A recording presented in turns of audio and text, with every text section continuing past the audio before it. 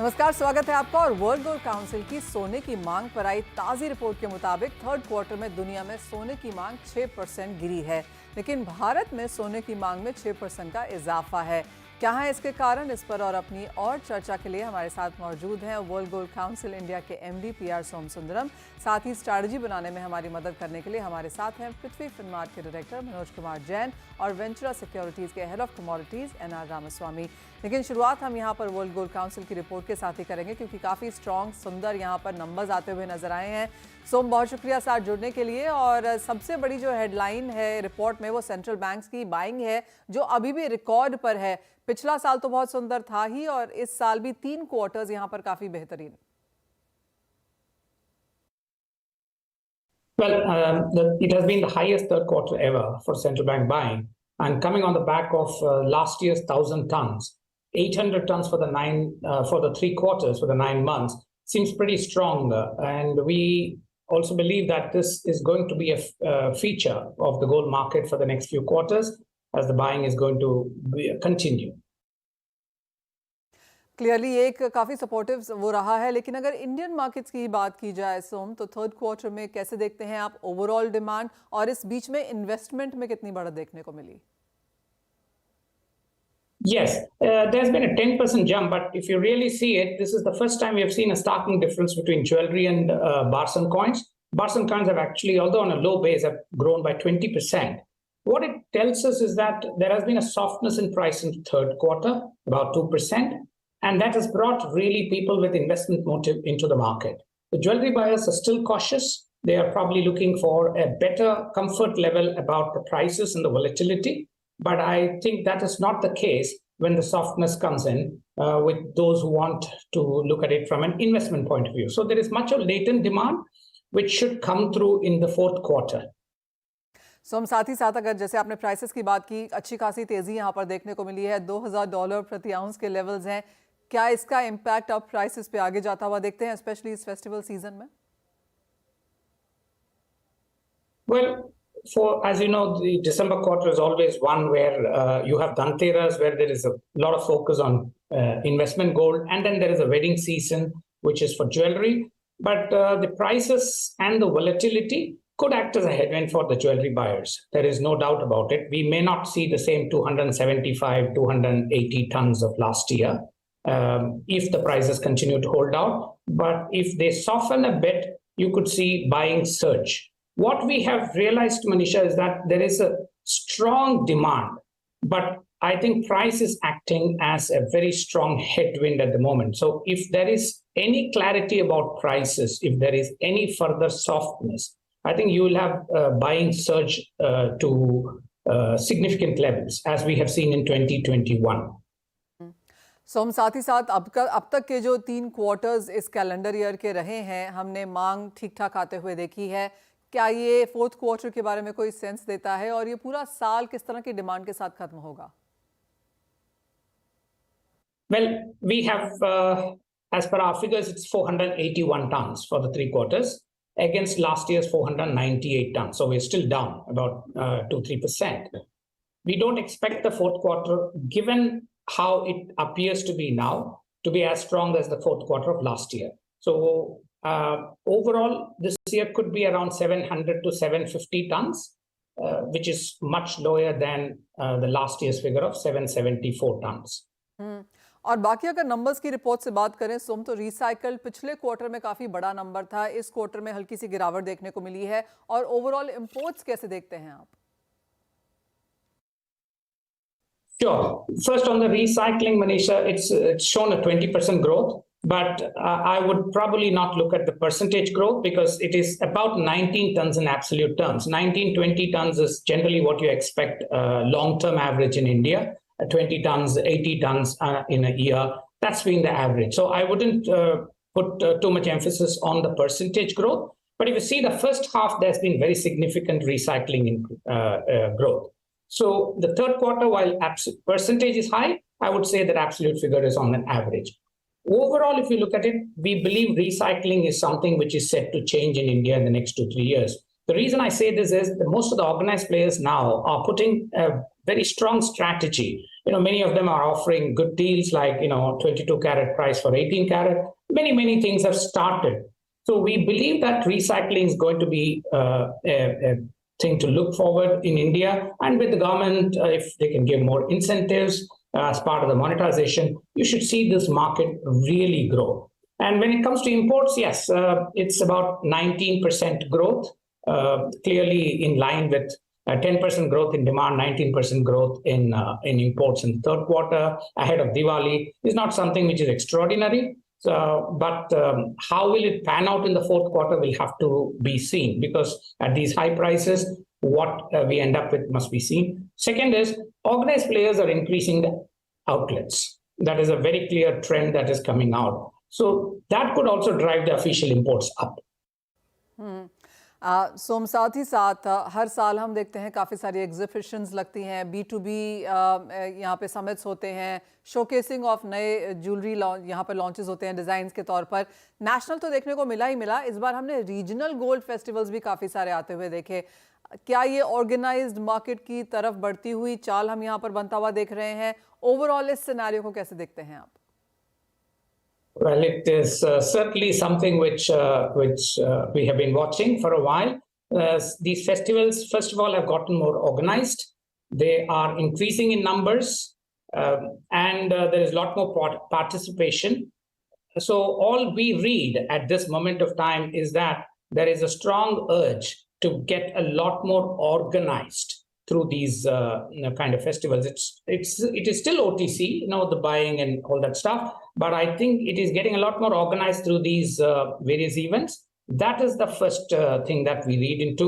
We got to see what drives many of these small associations to run so many buyer-to-buyer meets. Why can't it be a couple of large ones in each centers? That is something probably will evolve. Well absolutely. Som, बहुत शुक्रिया हमारे साथ आज जुड़ने के लिए। तो clearly काफ़ी पॉजिटिव नंबर्स वहाँ पर आते हुए मांग के लिहाज से एक इंपॉर्टेंट चीज़ जो वर्ल्ड गोल्ड काउंसिल की रिपोर्ट से निकल के आई है वो ये कि थर्ड क्वार्टर में सोने की खरीदारी 6% गिरी ग्लोबल मार्केट्स में, लेकिन भारतीय बाजारों में हमने 6% का यहाँ पर इजाफा आते हुए देखा। और फोर्थ क्वार्टर तो इन एनी केस यहाँ पर फेस्टिवल सीजन है ही, लेकिन 60,000 के ऊपर के भाव यहाँ पर कितनी मांग को डेंट मारेंगे वो ऑफकोर्स यहाँ पर आगे जाके देखना होगा। वर्ल्ड गोल्ड काउंसिल यहाँ पर प्राइसेस पे बात नहीं करते, और वो क्यों हम अपने एक्सपर्ट से लेंगे। पहले आपसे मिस्टर रामास्वामी, कैसे देखते हैं आप गोल्ड के प्राइसेस को? क्योंकि अगर हम अक्टूबर के महीने की बात करें तो 10% का इजाफा सिर्फ इस महीने में आता हुआ नजर आया है। हाँ, गोल्ड में तो बहुत ही अब जिस तरह आंकड़े जब भी बोले world Gold council, that itself is a boosting factor. यदि इन्वेस्टमेंट डिमांड हो 55 टन का, जो तिमाही 2023 में तिमाही 3 45 टन के मुकाबले में तिमाही 3 22 के सामने 20% बढ़ी है इंडिया में। ज्वेलरी डिमांड भी आपने 6% बढ़ाया, सही बात है। और ओवरऑल डिमांड गोल्ड का 14% comparison to the last year, that is a very great news. अभी गोल्ड में जो मुद्दे प्राइस के तरफ जाने के पहले एक समझना था कि जबकि यील्ड बढ़ती जा रही है और डॉलर मजबूती हो रही है, फिर भी गोल्ड रेसिस्टेंस कंट्रोल करते हुए it is in a firm ground 5.5 month high में चल रही है। मैं समझ रहा हूं अभी एक थोड़ा बहुत टेक्निकली बोला जा सकता है कि ओवरबॉट जोन है, पर जिस तरह प्राइस 2007 के लगभग जो भाव चल रही है, तो मैं समझ रहा हूँ 2020 एक अच्छा खासा एक नियर बाई इमीडिएट सपोर्ट नजर आ रही है। और यदि हम गोल्ड की इसमें एमसीएक्स प्राइस की तरफ देखें तो करीब 61,500 की तरफ भी जाते हुए नजर आ रही है। तो अच्छी खासी तेजी यहाँ पर सोने में एक्सपेक्टेड है। मनोज जी, आप कैसे देखते हैं गोल्ड के प्राइसेस और इंडियन मार्केट्स में यहाँ पर क्या करने की राय देंगे शॉर्ट टर्म के लिए? नमस्कार मनीषा जी, बिल्कुल जैसा कि हम फंडामेंटल डिस्कस कर रहे थे तो वो तो काफी इंकरेजिंग है। और साथ ही अगर यहाँ बात करें तो फेस्टिव डिमांड भी यहाँ पे बेहतर रहेगी और मैरिज सीजन भी कहीं ना कहीं जो डोमेस्टिक डिमांड है उसको सपोर्ट करता हुआ नजर आएगा। इंटरनेशनल मार्केट में भी अगर बात करें तो जियोपॉलिटिकल टेंशंस के चलते यहाँ पे जो प्रीमियम गोल्ड में बना हुआ है, और फेड मीटिंग से भी एक्सपेक्टेशन है कि इस बार शायद ब्याज दरों में पॉज जो है वो देखने को मिले, तो वो भी यहाँ एक सपोर्टिव फैक्टर रहेगा। एक बड़ा डेवलपमेंट आज ये हुआ है कि जो यूरोप के जो इन्फ्लेशन के नंबर्स आए हैं वो सिग्निफिकेंटली डाउन है, उसके चलते हमने यूरो में फिर एक बार जो है डॉलर के मुकाबले सपोर्ट्स आते हुए देखे हैं। तो ये सारे जो फैक्टर्स है ये गोल्ड को आगे भी सपोर्ट करते रहेंगे। हमारा मानना है कि शॉर्ट टर्म में इंटरनेशनल मार्केट में $2045 जो है वो देखने को मिलेगा और भारतीय बाजारों में भी 62,000 तक के स्तर आने की संभावना है। लंबी अवधि में और भी यहाँ पे काफी पॉजिटिव रुझान जो है वो सोने में नजर आता है। और अगर हम अगले 1 वर्ष की बात करें तो हमारा मानना है कि 2150 से $2200 इंटरनेशनल मार्केट में और 65 से 66,000 तक के स्तर जो है भारतीय बाजारों में देखने को मिलेंगे। तो यहाँ पे शॉर्ट टर्म में भी और लंबी अवधि में भी जो सोने का रुझान है वो पॉजिटिव ही रहेगा और निवेशकों को कोई भी अगर यहाँ गिरावट आती है तो वो एक निवेश की अपॉर्चुनिटी के रूप में देखना चाहिए। तो खरीदारी यहाँ पर सोने में करके चलना चाहिए। 61,000 के लेवल्स आपके सामने हैं और अच्छा खासा उछाल इस साल के लोज से हमने यहाँ पर आता हुआ देखा है। ये तो बात हुई सोने की, लेकिन चांदी पर भी ध्यान देंगे क्योंकि अगर अक्टूबर के महीना ही देखें तो चांदी में भी करीबन 11% का इजाफा यहाँ पर देखने को मिला है। मिस्टर रामास्वामी, $23 के पार के प्राइसेस यहाँ पर हैं। दिवाली तक, इस साल के अंत तक अब कैसे मार्केट्स रह सकते हैं? मैं समझ रहा हूँ 23.85 का एक लेवल इंटरनेशनल लेवल्स में हमें दिखाई दे रहा है। यदि हम चांदी की 72,650 का अब की जो प्राइस है भाव देखें तो लगभग 73,900 तक का एक उम्मीद कर सकते हैं। 1,300 तक का इजाफा और मिलने की चांस है। It is getting a support on the industrial metal support also other than the precious metal. तो हमें लग रहा है चांदी में एक अच्छा खासा एक सस्टेनेबल अपसाइड दिखाई दे रहा है। हालांकि जो भी कॉन्फ्लिक्ट्स इंटरनेशनली चलती रहेगी, गोल्ड में शायद वॉलेटिलिटी आ सकती है, पर चांदी में मुझे लगता है स्टेडीली उस लेवल तक जाने की संभावना है। मनोज जी, आपको क्या लगता है दिवाली तक 74-75 जैसे लेवल्स देखने को मिलेंगे या फिर ये उठापटक जारी रहेगी? वॉलेटिलिटी रहेगी, लेकिन मनीषा जी मेरा मानना है कि चांदी में यहाँ पे और भी जो है आउट परफॉर्मेंस देखने को मिलेगी सोने के बनिस्पत। यहाँ पे इंडस्ट्रियल डिमांड तो है ही, साथ ही हम देख रहे हैं कि जो इन्वेस्टमेंट डिमांड है वो भी चांदी में बेहतर होती हुई नजर आई है। एक माइनर हर्डल यहाँ पे इंटरनेशनल मार्केट में $23.60 पर दिख रहा है। वहीं भारतीय बाजारों में 73,500 एक माइनर हर्डल है। ये अगर निकलता है तो हमारा मानना है कि $25 इंटरनेशनल मार्केट में और 76,000 जो है भारतीय बाजारों में शायद हम दिवाली तक ही आते हुए देखें। तो यहाँ भी एक अच्छा मोमेंटम पॉजिटिव बना हुआ है और चांदी कहीं ना कहीं सोने को आने वाले समय में आउट परफॉर्म करती हुई नजर आएगी। सोने चांदी दोनों में खरीदारी करके काम करना है और चांदी आउट परफॉर्म कर सकती है तो ये आपके पोर्टफोलियो में जरूर होना चाहिए। इसी के साथ एक ब्रेक के लिए रुकेंगे, जब लौटेंगे तो टॉप ट्रेडिंग स्ट्रैटेजीज भी जानेंगे अपने एक्सपर्ट से। आप बने रहिए हमारे साथ। चर्चा कर चुके, लेकिन बाकी मेटल्स और एनर्जी में भी यहाँ पर काफी उठापटक है। मिस्टर रामास्वामी, अगर इन दोनों सेक्टर्स को देखें तो कहाँ पर टॉप ट्रेड्स बनते हुए आपको नजर आते हैं? कच्चा तेल Manisha is a very good top trade.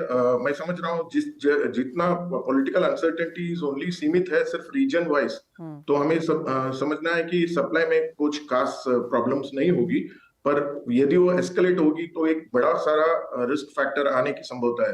तो हम समझ रहे हैं चलो ये एक रीजन वाइज ही कॉन्फ्लिक्ट चलती रहेगी, तो एक बैकवर्डेशन का सिचुएशन अभी एनर्जी में आ रहा है एमसीएक्स में। यदि हम क्रूड ऑयल को ले या नेचुरल गैस को ले, एक बैकवर्डेशन का ट्रेंड है, तो यानी कि it is not giving any indication of A super cycle in energy segment. तो मैं समझ रहा हूँ ये एक अच्छा मौका है कच्चे तेल में, और डिमांड फैक्टर भी बहुत कठिनाइयों पे है अभी, क्योंकि जिस तरह चाइना के आंकड़े आए थे, तो मैं समझ रहा हूँ कि demand factor is also pruning. तो best strategy would be to sell crude oil, and मैं समझ रहा हूँ 6,910 के आसपास लगभग बेच के 6,825 का एक अच्छा खासा मुनाफा कर सकते हैं। 7,020 या 7,025 ये एक स्टॉप लॉस जरूर होना चाहिए। ओके, तो ये तो बात हुई कच्चे तेल की। और जहां तक मेटल्स की बात है, क्योंकि हल्का सा रिबाउंड हमने आज यहाँ पर कॉपर वगैरह में आता हुआ देखा है, वीक ऑन वीक देखें या अक्टूबर के महीने में देखें मिस्टर रामास्वामी, तो ऑलमोस्ट यहाँ पर नेगेटिव में है। कॉपर में आधे % की तेजी अक्टूबर के महीने में है, लेकिन जिंक 6% नीचे है, एल्यूमिनियम में 2% की गिरावट दर्ज हुई है। तो अक्टूबर का महीना बहुत काइंड नहीं था मेटल्स के लिहाज से। हाँ, पर मैं समझ रहा हूँ इसका भी नवंबर वायदा ये देखना चाहिए। सही बात है, पर जिस तरह कोडेल को चिली में जिस तरह का प्रोटेस्ट चल रही है कि जॉब कट करने से they are going to strike, या प्राइवेटाइजेशन की बात नहीं करना चाहिए, इस तरह का वहां से प्रेशर आ रही है। ग्लोबल स्टॉक प्राइस जो है बहुत ही कम है, तो मैं समझ रहा हूँ चाइना की सप्लाई भी है वो भी टाइटन हो चुकी है। तो मैं समझ रहा हूँ copper is a good buy, एक अपॉर्चुनिटी है। एक दूसरा काउंटर है ये, यहाँ पर से मैं समझ रहा हूँ कि करीब 709 का एक पहले टारगेट होगा और 715 तक भी उम्मीद कर सकते हैं। लगभग 702 या 699 can be a stop loss. तो copper is a good buy from this current levels. Alright, खरीदारी यहाँ पर मेटल्स में की जा सकती है। मनोज जी आपके पास आए और एग्री की बात करें तो अक्टूबर में भी शायद उन्हीं लोगों ने पैसा बनाया जिन्होंने बेच के यहाँ पर काम किया। इन करंट लेवल्स पर अब क्या एक्सपेक्टेशन है? बिल्कुल मनीषा जी, स्पेशली हमने मसाला कॉम्प्लेक्स में बड़ी गिरावट आते हुए देखी। अगर जीरा की बात करें और आज भी यहाँ 6% के निचले सर्किट लगे हुए हैं, तो मोमेंटम मसालों में अगर स्पेशली जीरा की बात करें तो काफी नेगेटिव है। आगे भी यहाँ पे जिस हिसाब से गिरावट देखने को मिल रही है तो वो जो एक्सटेंड होती हुई नजर आ सकती है। लेकिन मसाला में हमारा मानना है कि धनिया में एक यहाँ पे निचले स्तरों से अच्छी रिकवरी देखने को मिली थी और कल 7400 तक के भी स्तर यहाँ आते हुए देखे थे और आज थोड़ी करेक्शन है। तो मेरा मानना है कि धनिया नवंबर वायदा में 7200 के स्तर पर बाई की रणनीति बना के चलना चाहिए। 7080 का स्टॉप लॉस रखे, लक्ष्य यहाँ पे 7400 का रहेगा। वहीं कॉटन सीड ऑयल केक में भी एक करेक्शन जो है ऊपरी स्तरों से देखने को मिला है, लेकिन ट्रेंड यहाँ पे भी ओवरऑल पॉजिटिव दिखता है। दिसंबर वायदा में 2870 के स्तर पर बाइंग करें, 2835 का एक स्टॉप लॉस लगाए, लक्ष्य 2920 का रहेगा। तो यहाँ पर की जा सकती है। लेकिन जैसे जीरा में बात की, यहाँ पर अब आपका क्या व्यू है मनोज जी? क्योंकि जैसे बात हो रही है 19-20 हज़ार रुपये यहाँ पर निकल चुका है। ये लोअर सर्किट्स लगातार बनते हुए नजर आए हैं। जिन्होंने होल्ड किया हुआ था वो तो अपना मुनाफा बुक कर ही रहे हैं। शॉर्ट सेल्स भी क्या यहाँ पर बन रहे हैं? अब जीरा में शॉर्ट सेल यहाँ पे कंटिन्यू है, लेकिन अभी अगर टेक्निकली बात करें तो काफी ओवरसोल्ड जोन में मनीषा जी। तो फ्रेश सेल के लिए मेरा मानना है कि थोड़ा अगर यहाँ पे कोई भी अपसाइड आता है 1-2 हजार रुपए का, अगर 45,000 46,000 के आसपास, तो वो फ्रेश शॉर्ट सेल के लिए एक अच्छा लेवल होगा। जिन लोगों के पास शॉर्ट का पोजीशन है वो अभी भी यहाँ होल्ड करके चल सकते हैं, ट्रेलिंग स्टॉप लॉस करते रहे। अब जो यहाँ पे स्टॉप लॉस ट्रेल करना है वो 47,000 के आसपास का करना है। टेक्निकली लगता है कि एक बार यहाँ 41,000 40,000 ये स्तर भी जो है देखने मिल सकते हैं। तो शॉर्ट सेलर जो है वो 40,000 के स्तर के आसपास एक बार मुनाफा वसूली की यहाँ पे रणनीति रखना चाहिए। जी हाँ, लगातार यहाँ पर गिरावट देखने को मिली है। 60,000 के ऊपर के स्तर भी यहाँ पर हमने जीरा में बनते हुए देखे हैं, जो कि ऑल टाइम हाईज थे। लेकिन अगर पिछले 1-2 महीने की बात करें तो लगातार यहाँ पर गिरावट है और 6% की गिरावट इस पर यहाँ पर देखने को मिली है। ऑफकोर्स फंडामेंटल्स में कोई चेंज नहीं है, लेकिन बात सीधी सी यही है कि जिनकी लॉन्ग पोजिशन थी एक्सचेंज के ऊपर, वो अब यहाँ पर मुनाफा घर लेकर जाते हुए आप देख सकते हैं 1 महीने में करीबन 27% की गिरावट हम जीरे में देख चुके हैं और एक लगातार डाउन ट्रेंड पूरे अक्टूबर के महीने में देखने को मिला है। 3 महीने में भी वही 26% की गिरावट फिलहाल यहाँ पर है। तो अच्छी खासी गिरावट के साथ यहाँ पर कारोबार। मनोज जी, ग्वार में अब क्या सेंस है? ग्वार में भी एक ऊपरी स्तरों से करेक्शंस आते हुए नजर आए, लेकिन हमारा मानना है कि सपोर्ट्स लेवल के आसपास ये कमोडिटी अभी ट्रेड कर रही है। 5,550 एक स्ट्रॉन्ग सपोर्ट जोन जो है वो नवंबर वायदा के लिए बना हुआ है। तो मेरा मानना है कि 5,650 वो अच्छे स्तर होंगे बाइंग के लिहाज से। वहां पे बाइंग जो है वो इनिशिएट की जा सकती है 5,550 के स्टॉप लॉस से। हमारा मानना है कि फिर एक बार 5,850 5,900 ये स्तर यहाँ देखने को मिल सकते हैं। एक दायरे का कारोबार देखने को मिल रहा है, लेकिन अब डाउनसाइड वर्तमान लेवल से लिमिटेड दिखती है। वो पिछले 1 महीने का चार्ट है जहां पर करीब 3% की तेजी देखने को मिली है। तो क्लियरली बहुत कुछ होता हुआ यहाँ पर नजर नहीं आया है। एक दायरे में कारोबार रहा और जैसे मनोज जी कह रहे हैं कि 5700 का स्तर भी यहाँ पर एक बार गुआर सीट तोड़ता हुआ नजर आ सकता है। उसके नीचे यहाँ पर खरीदारी के मौके आप ढूंढें।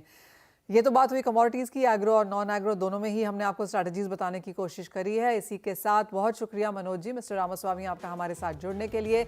ब्रेक के लिए रुकेंगे, जब लौटेंगे तो लेकर आएंगे आवाज समाचार।